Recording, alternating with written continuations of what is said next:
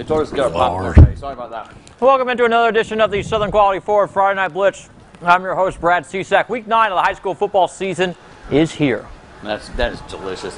And I'm Tim Owens. District championships and playoff races are shaping up, and we've got 25 games to bring you tonight. That's right, Tim. Plus, the voice of the Bird Yellow Jackets, Charlie Cavell, is in the building. We'll talk to him a bit later in the show. But before we get there, Brad, let's start things out in 4A. The Northwood Falcons can clinch a share of the district title with a win over BTW. Homecoming game tonight for the Lions.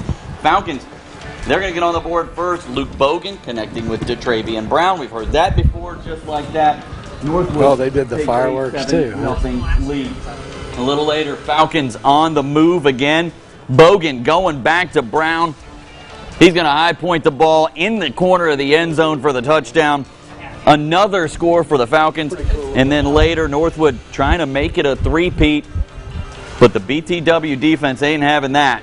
But it is picked off by Booker T's Kentavious Jefferson. This one, all Falcons, though. 48-14 the final.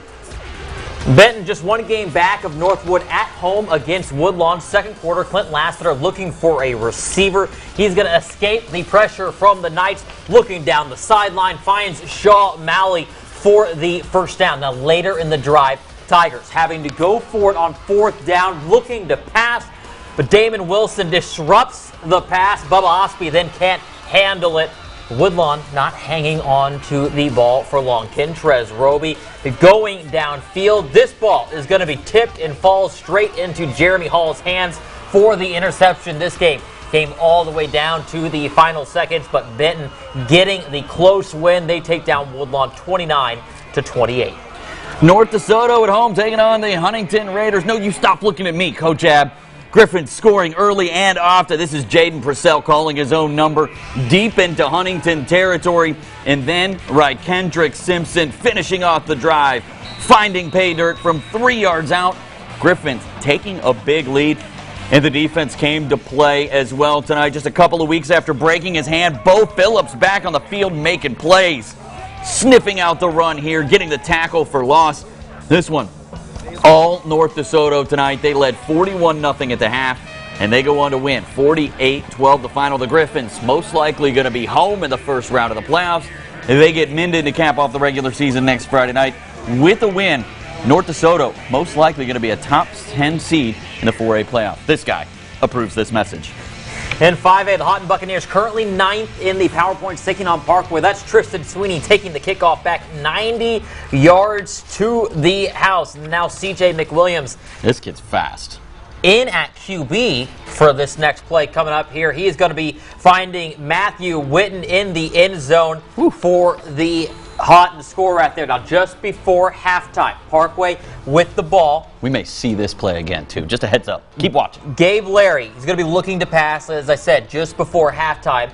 He's going to air the ball out on the Hail Mary attempt, and Chase Turner, he goes up and grabs it in between two Haughton players right there. And then now it is Gabe Larry. It looks like they're going for the 2-point conversion here. And he's going to punch it in from a couple of yards out on the conversion right there. This game coming down to the wire as many games were this evening, but Haughton going on the road and surviving, taking down Parkway 26-23 the final. Speaking of home playoff games, they're probably at home now. Captain Shreve at home tonight, but on the away sideline at Lee Hedges, take it on Southwood. Quarterback Darius Grant takes the snap and hands it off to DJ Fleming, and he takes it all the way to the house. Captain Shreve taking a 7-0 lead.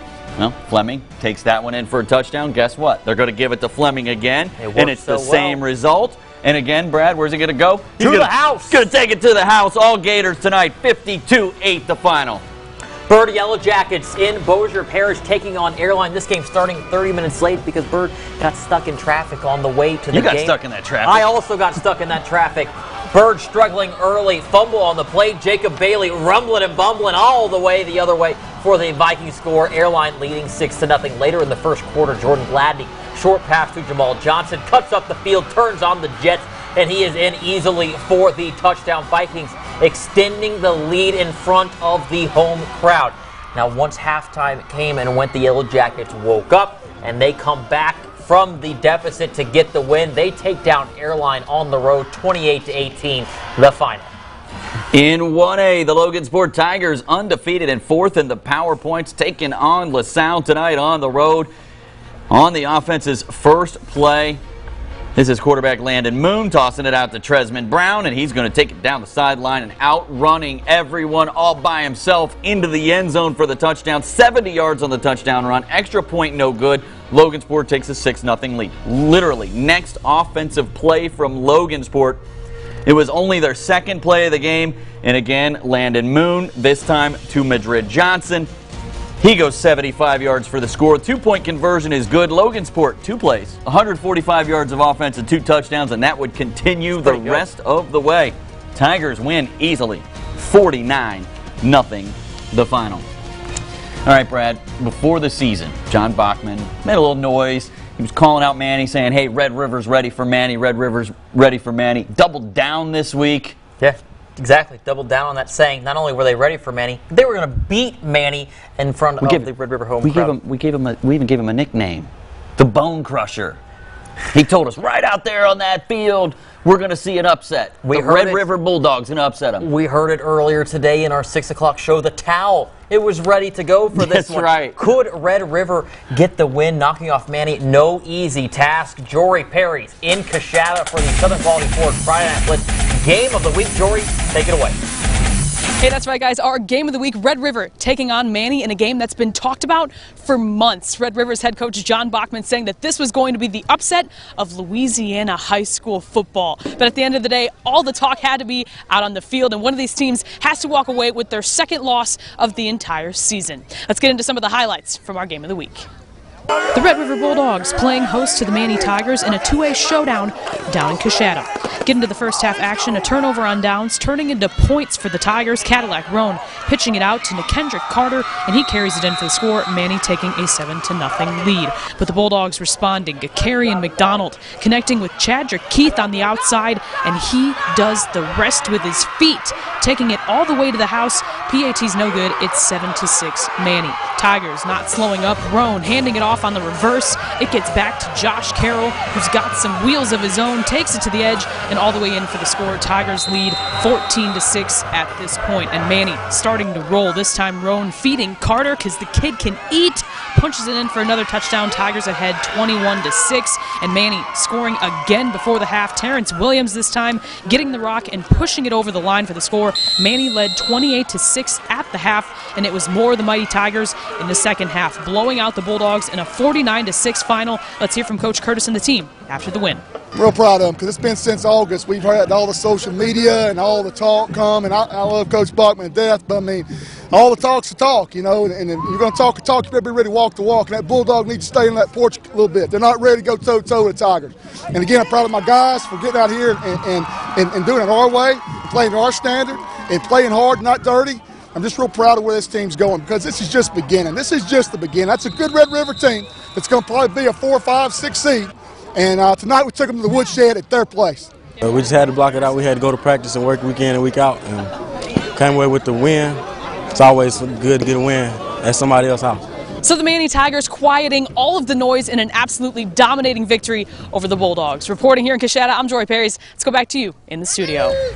Coach Curtis definitely getting the last word in that kind of battle of words. Well, you could tell from that they were almost a little offended by the noise that was being talked preseason. This was a game they had circled on their calendar, and they made sure to come out firing fast, kind of stamp out any chance of Red River possibly pulling off that upset tonight.